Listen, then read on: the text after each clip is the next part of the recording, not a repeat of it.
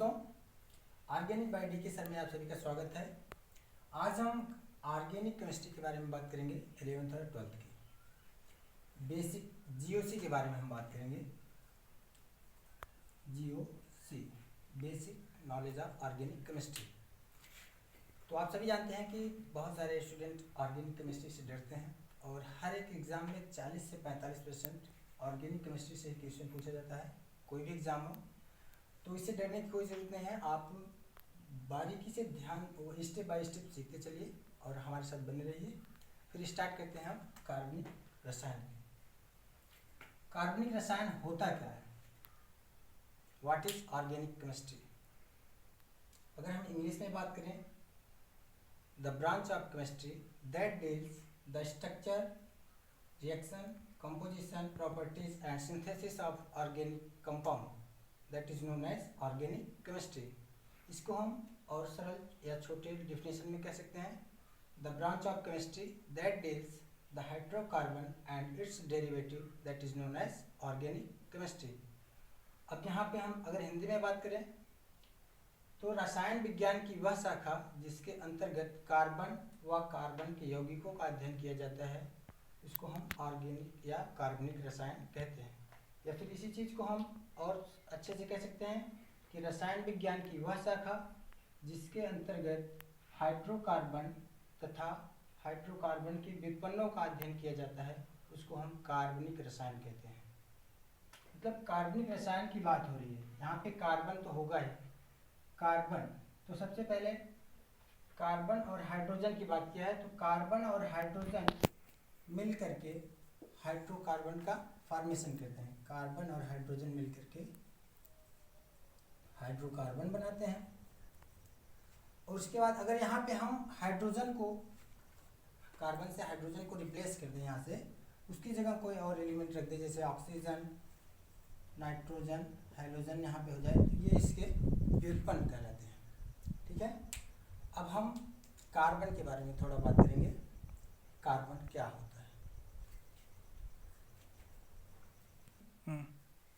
हम बात करेंगे कार्बन का।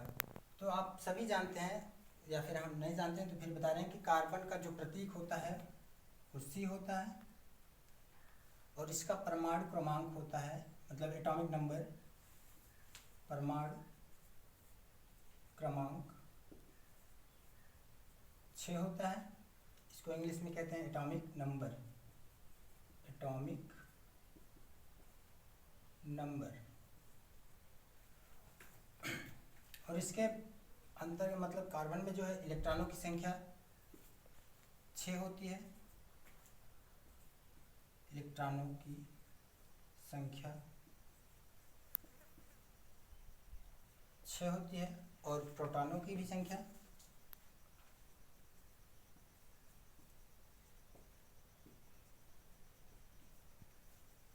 6 होती है। तो हम कह सकते हैं कि जो हमारा परमाणु क्रमांक है वो प्रोटॉनों की संख्या के बराबर होता है। और इसमें न्यूट्रॉनों की संख्या जो होती है वो भी 6 ही होती है। न्यूट्रॉनों की संख्या = 6। अगर हम बात करें परमाणु द्रव्यमान का, तो कार्बन का परमाणु द्रव्यमान बराबर इलेक्ट्रॉनों की से प्रोटॉनों की संख्या प्लस न्यूट्रॉनों की संख्या। प्रोटॉनों की संख्या प्लस न्यूट्रॉनों की संख्या। यहाँ पे हमने देखा कि प्रोटॉनों की संख्या क्या है? 6। प्रोटॉनों की संख्या 6 प्लस न्यूट्रॉनों की संख्या 6, तो इसका एटॉमिक वेट या परमाणु द्रव्यमान हो गया 12। तो हम कार्बन को रिप्रेजेंट कर सकते हैं। हमने पाया कि यहाँ पे इलेक्ट्रॉनों की संख्या या फिर प्रोटॉनों की संख्या बराबर परमाणु क्रमांक, तो इसको हम रिप्रेजेंट करेंगे ऐसे। यहाँ पे हम सीख लिए। उसके बाद कार्बन का प्रतीक होता है C, इसका परमाणु भार को हम इसके ऊपर रखते हैं, तो ये हो गया हमारा कार्बन का प्रतीक। ठीक है। अब अगर हम बात करें कार्बन के इलेक्ट्रॉनिक विन्यास की, तो इलेक्ट्रॉनिक विन्यास करने के लिए हम जानते हैं इलेक्ट्रॉनिक विन्यास। इसका अगर सिंपल वे में हम पढ़े हैं 11th-12th में, इसका सिंपल इलेक्ट्रॉनिक विन्यास होता है 2 और 4। अगर हम इसका SPDF की बात करें, SPDF में, तो इसका इलेक्ट्रॉनिक विन्यास होता है 1s2 2s2 और 2p2। यहाँ पे नोट कीजिएगा, इसके बाह्य कोश में 4 इलेक्ट्रॉन है और ये पहला ऊर्जा स्तर है, यहाँ पे दूसरा ऊर्जा स्तर, और यहाँ पे देखो दूसरे ऊर्जा स्तर में इलेक्ट्रॉन 4 है। तो इससे क्या मतलब होता है कि यहाँ पे ये प्रतीत हो रहा है कि कार्बन के बाह्य शेल में मतलब बैलेंस संयोजी कोश में इलेक्ट्रॉन 4 है। और हम जानते हैं कि कोई भी कंपाउंड या कोई भी एलिमेंट अपना स्ट्रक्चर कंप्लीट करने के लिए वो इलेक्ट्रॉन को लेता भी है और देता भी है। यहाँ पे देखो कार्बन के बाह्य कोश में 4 इलेक्ट्रॉन है, इसका मतलब है कि यहाँ पे 4 इलेक्ट्रॉन की कमी है। अगर हम बात करें, जैसे आपने पहले पढ़ा होगा, अगर कोई भी एलिमेंट होगा वो स्ट्रक्चर मतलब उसका ऑक्टेट तभी कंप्लीट होगा जब उसका इलेक्ट्रॉनिक कॉन्फ़िगरेशन अगर ऐसा हो 2 8 8। इसका मतलब है कि उसके बाह्य कोश में 8 इलेक्ट्रॉन है, वो एक अस्थायी एलिमेंट। लेकिन यहाँ पे कार्बन के बाह्य कोश में 4 इलेक्ट्रॉन है, मतलब यहाँ पे 4 इलेक्ट्रॉन की कमी है। तो अब हम इसको संतुष्ट करें, मतलब इसका जो इलेक्ट्रॉन है इसका स्थायी प्राप्त करने के लिए विकल्प निकाल सकते हैं। या तो क्या करिए, या तो 4 इलेक्ट्रॉन को ये ग्रहण करे या फिर 4 इलेक्ट्रॉन को दान कर दे। तो इसके लिए हम डिटेल में बात करते हैं। कार्बन की इलेक्ट्रॉनिक विन्यास किया तो इसके बाह्य कोश में 4 इलेक्ट्रॉन है। अब हम बात करें, अगर इसका ऑक्टेट कंप्लीट करना हो तो ये इसके लिए 2 ऑप्शन हो सकते हैं, या तो ये 4 इलेक्ट्रॉन को दे दे या फिर 4 इलेक्ट्रॉन को ग्रहण कर ले। अगर हम बात करें, अगर इसको हम 4 इलेक्ट्रॉन दे दें, अगर ये 4 इलेक्ट्रॉन को ग्रहण करता है,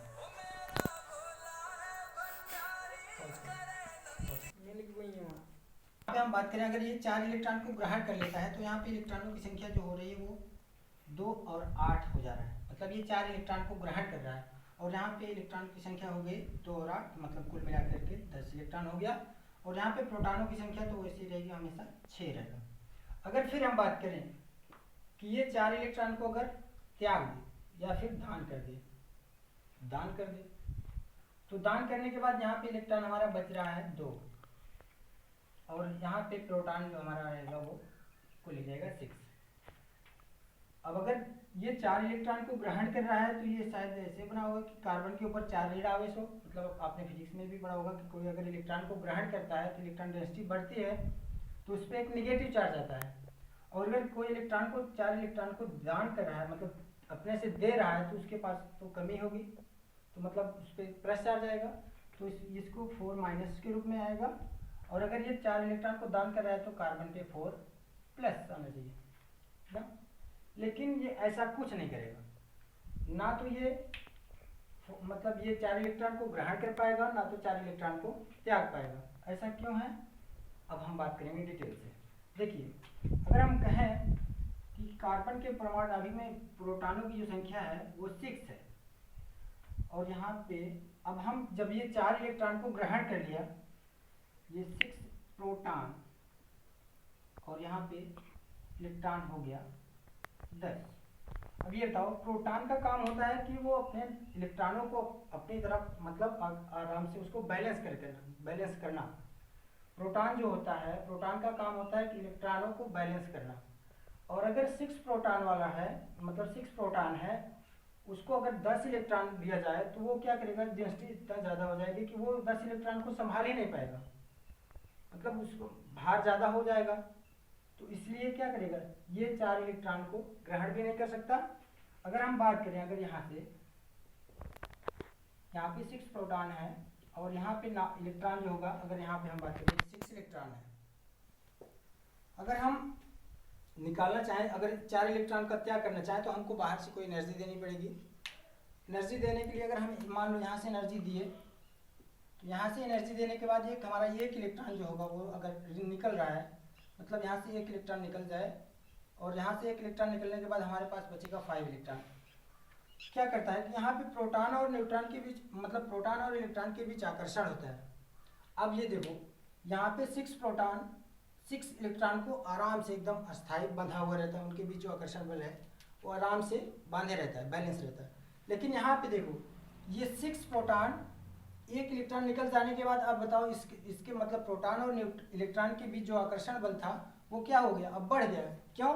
क्योंकि जब 6 प्रोटॉन थे और 6 इलेक्ट्रॉन को बैलेंस कर रहा था वहाँ पे, लेकिन यहाँ पे 6 प्रोटॉन है और 5 इलेक्ट्रॉन है, मतलब यहाँ पे आप 6 प्रोटॉन मिल करके 5 इलेक्ट्रॉन को अपनी तरफ आकर्षित किए हैं, मतलब उनके बीच आकर्षण बल ज़्यादा हो गया। अगर हम इसी तरह से फिर करें कि मान लो यहाँ से 1 इलेक्ट्रॉन और निकाल दें तो यहाँ पे आ जाएगा। अगर मान लो हम फिर से कोई एनर्जी दे रहे हैं, इसका मतलब ये है कि अगर जब हम यहाँ से मतलब बाहर पहले एनर्जी दिए थे तो कुछ ज़्यादा एनर्जी लगी थी, इसके बाद अब जब फिर 1 इलेक्ट्रॉन निकाल रहे हैं तो इससे कुछ ज़्यादा एनर्जी लगी होगी, क्योंकि जब यहाँ पे 6 इलेक्ट्रॉन को मतलब बांधे हुए थे तो कम एनर्जी थोड़ा लगी, लेकिन अब यहाँ पे 6 प्रोटॉन मिल करके 5 इलेक्ट्रॉन को पकड़े हुए हैं, मतलब अपनी ओर आकर्षित किए हैं, तो इसके कंपैरिजन में थोड़ा और एनर्जी देना पड़ेगा। तो यहाँ से 1 इलेक्ट्रॉन निकलने के बाद यहाँ पे हमारे पास आ गया 4 इलेक्ट्रॉन। अब बताओ, अब यहाँ पे 6 प्रोटॉन और 4 इलेक्ट्रॉन, मतलब कि 6 प्रोटॉन अब 4 इलेक्ट्रॉन को तो और आसानी से पकड़ सकते हैं, मतलब और मजबूती से पकड़ सकते हैं। अगर हम बात करें फिर से कि और थोड़ा एनर्जी, अब इन दोनों के कंपैरिजन में एनर्जी और देनी पड़ेगी, और एनर्जी देने पर 1 इलेक्ट्रॉन अगर और निकल जाए तो यहाँ पे हमारा बचेगा 3 इलेक्ट्रॉन। अब तो भाई डबल हो गया, यहाँ पे था 6 प्रोटॉन था तो 6 इलेक्ट्रॉन था, बैलेंस किए, थोड़ा सा एनर्जी दिए तो 1 इलेक्ट्रॉन निकला तो 5 इलेक्ट्रॉन बचा, उसके बीच आकर्षण बल ज़्यादा हुआ तो फिर थोड़ा और एनर्जी दिए तो 1 इलेक्ट्रॉन निकल गया तो 4 इलेक्ट्रॉन बचा, लेकिन उससे और ज़्यादा एनर्जी दिए तो 1 इलेक्ट्रॉन निकला, अब 3 इलेक्ट्रॉन हो गया। अब तो दूने पे आ गया, मतलब 6 प्रोटॉन 3 इलेक्ट्रॉन, मतलब 1 इलेक्ट्रॉन पे 2 प्रोटॉन। अब इतना ज़्यादा आकर्षण हो गया कि हम बाहर से कोई एनर्जी दे ही नहीं सकते। तो क्या करेगा, अगर निकलना हो तो पूरा इलेक्ट्रॉन निकले, मतलब यहाँ से 4 इलेक्ट्रॉन निकले तो हमारा काम बन जाए, लेकिन क्या हो रहा है, यहाँ पे सिर्फ और सिर्फ 3 ही इलेक्ट्रॉन निकल रहे हैं, इससे ज़्यादा एनर्जी हम नहीं दे सकते। तो हम क्या कह सकते हैं कि ये तो ना तो कार्बन 4+ बनाएगा और ना तो कार्बन 4- बनाएगा। तो हो गया क्या, अब बात करते हैं। हम क्या कह सकते हैं कि मतलब ये कार्बन जो है ना तो 4 इलेक्ट्रॉनों को एक्सेप्ट कर सकता है, मतलब ग्रहण कर सकता है, और ना 4 इलेक्ट्रॉन का दान कर सकता है। ये क्या करेगा, इसका काम है ऑक्टेट कंप्लीट होना, मतलब ये अस्थायी होना चाहता है, तो ये क्या करेगा, ये इलेक्ट्रॉनों की साझेदारी करेगा, इलेक्ट्रॉनों की साझेदारी से अपना अष्टक कंप्लीट करेगा। ठीक है, शुरू करें। कार्बन क्या करता है, कार्बन जो है इलेक्ट्रॉनों के बीच साझेदारी करता है और साझेदारी से अपना अष्टक कंप्लीट करता है। उसके बाद अब हम बात करें, साझेदारी की बात हो रही है, तो जो साझेदारी से जो बॉन्ड बनता है उसको हम बोलते हैं सहसंयोजी बंध या फिर कोवैलेंट बॉन्ड। कोवैलेंट बॉन्ड इलेक्ट्रॉनों की साझे, मतलब ये जो कार्बन है ये अपना अष्टक इलेक्ट्रॉनों की साझेदारी से, मतलब इलेक्ट्रॉनों की साझेदारी से कंप्लीट करेगा।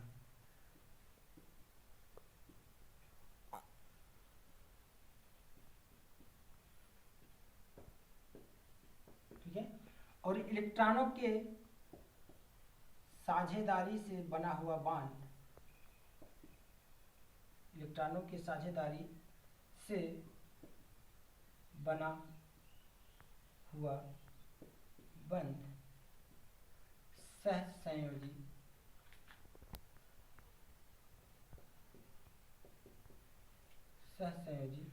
बंध कहलाता है।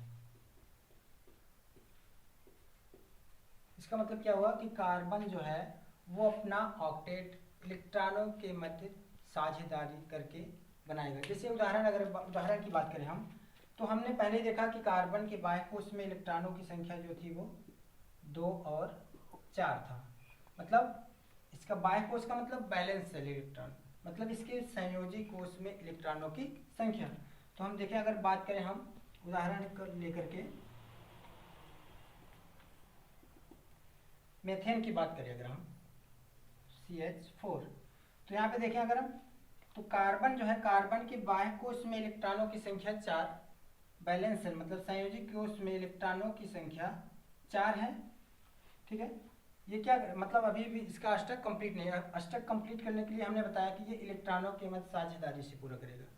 तो ये क्या करेगा, और हम हाइड्रोजन को देखते हैं कि हाइड्रोजन के बाह्य कोश में, मतलब बैलेंस शेल में इलेक्ट्रॉनों की संख्या 1, तो क्या करेगा, हाइड्रोजन अपना 1 इलेक्ट्रॉन प्रत्येक कार्बन के साथ साझेदारी करेगा यहाँ पे, और साझेदारी के बाद साझेदारी के बाद ये जो दो चीज मतलब दिखाई दे रहा है दोनों इलेक्ट्रॉन, ये दोनों लोगों का होता है, कार्बन का भी है और हाइड्रोजन का भी है। जैसे अगर हम बात करें किसी चीज को साझा करने के लिए, जैसे कोई चीज है, अगर हम लोग पार्टी करना चाहते हैं, किसी के पास बाइक है, किसी के पास पैसा नहीं है, तो दोनों लोग क्या करेंगे, आपस में समझौता करेंगे, साझा करेंगे। बाइक, एक तो बाइक का काम चलाएगा और एक पैसे से, तो दोनों लोग का काम हो जाएगा। तो इसी तरह से क्या होगा, कार्बन एक अपना इलेक्ट्रॉन देगा, हाइड्रोजन एक अपना इलेक्ट्रॉन देगा, दोनों क्या करेंगे, दोनों साझे से मिलकर के एक साझित इलेक्ट्रॉन का पेयर बनाएंगे। मतलब ये जो इलेक्ट्रॉन होंगे इनको हम क्या कहेंगे, साझित इलेक्ट्रॉन। अब ये इलेक्ट्रॉन ये दोनों इलेक्ट्रॉन हाइड्रोजन के भी हैं और ये दोनों इलेक्ट्रॉन कार्बन के भी हैं। इस तरह से ये इलेक्ट्रॉन और ये इलेक्ट्रॉन हाइड्रोजन का भी है और ये दोनों इलेक्ट्रॉन कार्बन के भी हैं। इसी तरह से सब क्या करेंगे, साझे द्वारा बना हुआ बॉन्ड, इसको हम ऐसे लिख सकते हैं। और हाँ, जब दो इलेक्ट्रॉन आपस में साझा करते हैं, क्या, दो इलेक्ट्रॉन के साझेदारी से एकल बंध का निर्माण होता है। जब दो इलेक्ट्रॉन आपस में साझेदारी करते हैं तो वहां पे एकल बंध का निर्माण होता है। यहाँ पे हाइड्रोजन का एक इलेक्ट्रॉन और कार्बन का एक इलेक्ट्रॉन आपस में साझा करके एक सिंगल बॉन्ड मतलब एक एकल बॉन्ड का निर्माण करता है। तो इसी तरह से चार हाइड्रोजन कार्बन के चार इलेक्ट्रॉन के साथ साझा करके चार एकल बंध का निर्माण करेंगे। अब यहाँ पे अगर फिर से हम बात करें तो यहाँ पे अब कार्बन की वैलेंसी और हाइड्रोजन की वैलेंसी को हम देख सकते हैं। मतलब इसका ऑक्टेट की अगर बात करें तो यहाँ पे कार्बन का ऑक्टेट अगर हम चेक करें 1 2 3 4 5 6 7 8, मतलब यहाँ पे साझेदारी के बाद हमारे कार्बन का अष्टक कंप्लीट है। और यहाँ पे हाइड्रोजन के बाइकोस में एक इलेक्ट्रॉन था, इसको अस्थायी होने के लिए एक इलेक्ट्रॉन की जरूरत थी। तो यहाँ पे हाइड्रोजन के पास भी 1 2, तो इसके बाइकोस में अब क्या हो गया, 2 इलेक्ट्रॉन हो गया। हाइड्रोजन का भी अष्टक कंप्लीट हो गया और कार्बन का भी अष्टक कंप्लीट हो गया। ठीक है, कार्बन के अलावा और हमने बात किया था कि हाइड्रोकार्बन और उसके डेरिवेटिव। अगर यहाँ पे हाइड्रोजन के अलावा हमारा कोई ऑक्सीजन हो, मतलब ऑर्गेनिक केमिस्ट्री में हाइड्रोजन और कार्बन और हाइड्रोजन के अतिरिक्त ऑक्सीजन, नाइट्रोजन और हेलोजन भी यूज होते हैं। इसी तरह से ये भी अपना double bond, single bond, triple bond से अपना बैलेंसिंग कंप्लीट करेंगे। अब इनके बारे में भी थोड़ा हम डिटेल से बात करेंगे। ठीक है, तो इसी तरह से हमारा ऑक्सीजन है, हम जानते हैं कि ऑक्सीजन का एटॉमिक नंबर 8 होता है और इसके बाह्य कोश में इलेक्ट्रॉनों की संख्या, मतलब बाह्यतम कोश मतलब बैलेंस इलेक्ट्रॉन, इसके संयोजी कोश में इलेक्ट्रॉनों की संख्या 6 और नाइट्रोजन के बाह्य कोश में मतलब संयोजी कोश में इलेक्ट्रॉनों की संख्या 5 और हाइड्रोजन के संयोजी कोश में इलेक्ट्रॉनों की संख्या 7 होता है। हाइड्रोजन मतलब ग्रुप 17 को हम क्या कहते हैं, हाइड्रोजन, जैसे फ्लोरीन, क्लोरीन, ब्रोमीन और आयोडीन। ठीक है, अब इसके आधार पे हम इसका अगर लेविस डॉट सिंबल बनाना चाहें तो लेविस डॉट सिंबल, तो इसके बैलेंस सेल में इलेक्ट्रॉनों की संख्या 6 है, 1 2 3 4 5 6। नाइट्रोजन के बैलेंस सेल में इलेक्ट्रॉनों की संख्या 5, 1 2 3 4 5।